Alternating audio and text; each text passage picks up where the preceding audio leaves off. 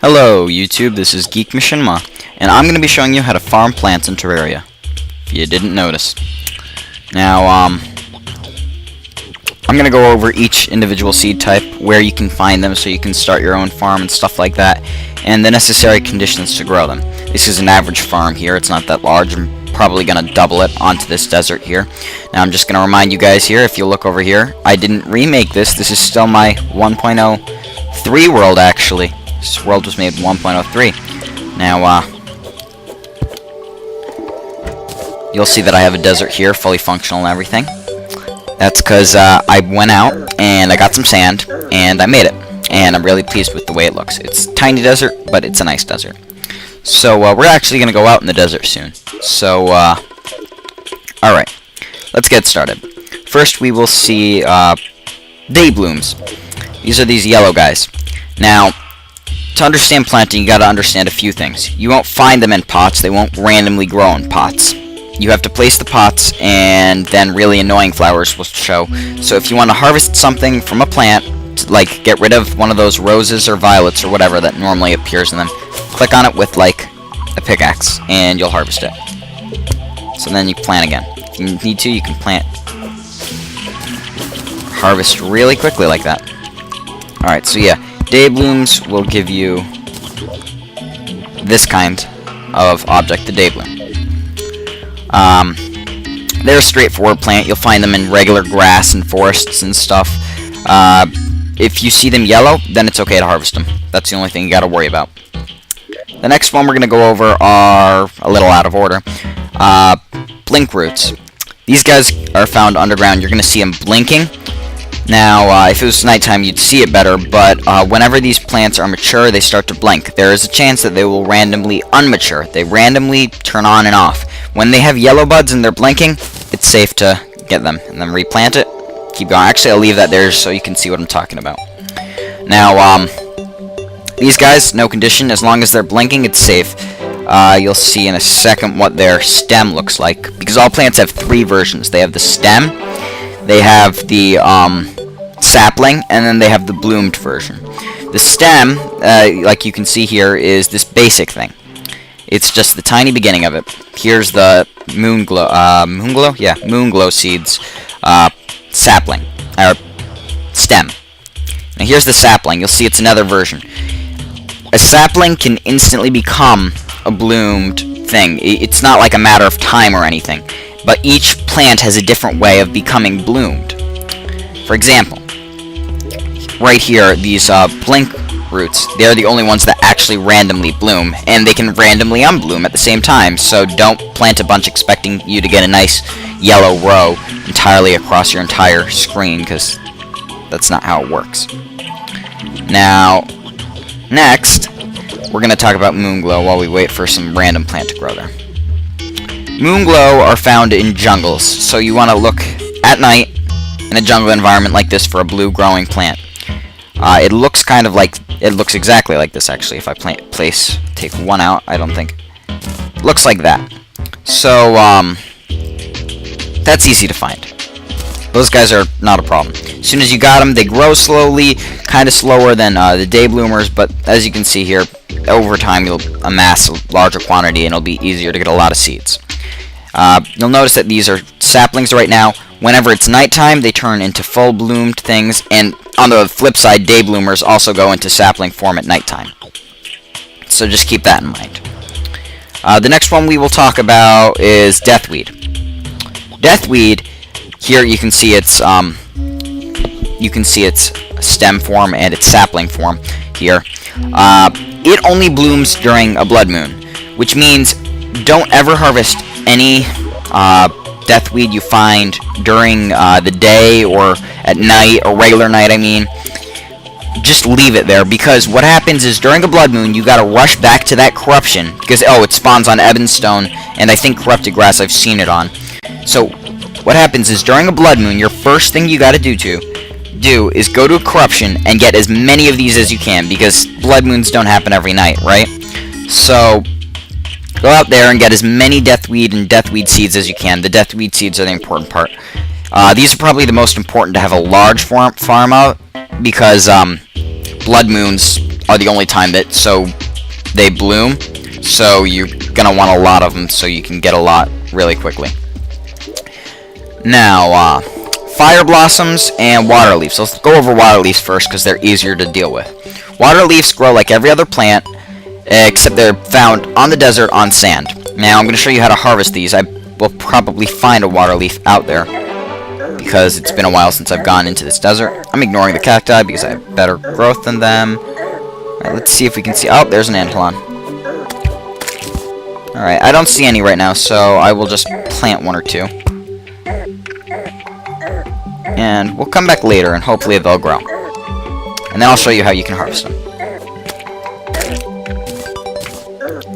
Alright.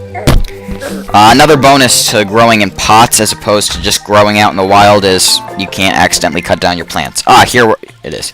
These things are annoying, so what you want to do is just take them out, plant something else in their place. That is the stem form of blinkroot. Now, back onto the water leaf. You won't see its stem form until I go back, or sapling form until I go back out. The stem form. Whoa, I'm getting 2 FPS. It's crazy, laggy. I gotta figure that out. A weird glitch hitting my computer. Alright, anyway, so I can still talk. So basically, you'll see that there's some that are glowing, like not really glowing, but that they're blue and stuff. Those are the bloomed version. To bloom one of these plants, you need the plant to be in water. Once you have it placed in water, it will instantly bloom. The same thing goes for fire flowers. The only difference being fire flowers bloom in lava, so you're going to want to be careful with them. That's why I have this platform up here, so I can just grab it, plant, keep on my way. Now, the way for fire blossoms grow on ash, so you're going to have to go to the underworld. I'm not sure if you can put ash above ground and then wait for it to pop up. If someone would test that, I would be glad to put it in the annotations. But yeah, so that makes sense, right, guys? So, oh, none of this is grown yet.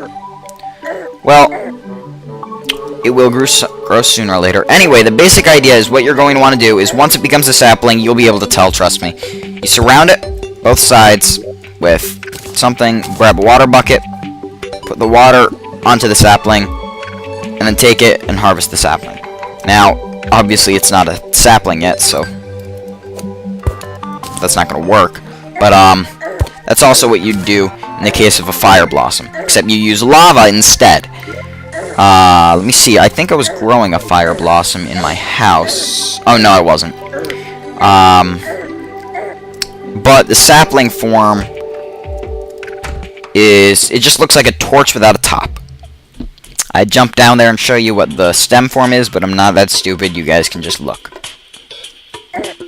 Okay, I am. Alright, now, any other information... a good idea to have at your farm is some organization. I have these chests at the end to collect, if I have extra flowers and stuff. I just store all my flowers and stuff in there. I have sand and bottle. Well, I don't have sand because I already converted it, because glass is easier to carry around. Glass and bottles right next to my water, so I can just quickly harvest some water bottles. So if I want to, I can make a ton of potions. Yay, invisibility, water walking, yada yada yada. Oh, you guys want to see something cool? Aside from me being mauled by this guy. Some people say you need obsidian skin to survive in the underworld. Water walking is a good solution. Okay, that didn't prove my point, because the lava was weird, but you can actually walk on top of lava, I'm pretty sure, without taking damage. If you can't, someone told me, so they lied. Oh, that's a neat little thing. I didn't know you could go in water while water walking. Well, that's interesting. Just one more try. That's not gonna work. The lava's too thin. So, if the lava was thicker, then it would probably work. It's coming nighttime, so you guys aren't gonna be able to see anything soon. So that's all for this episode.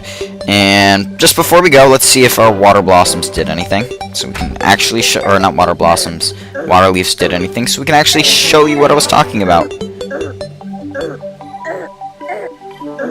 And, oh, we actually have one. I was about to say that they wouldn't, because it would make for a really good video, and we can't have good videos. So let's just take out this cactus. And place some wood on both sides. And run out of wood. Out of stone, I guess. And then you put water in it. And then you take your pickaxe, harvest it, and now you got seeds. You're on your way to making your farm. Just do the same thing with fire and you're good. Fire blossoms. I gotta work on the names. The names are hard for me to remember.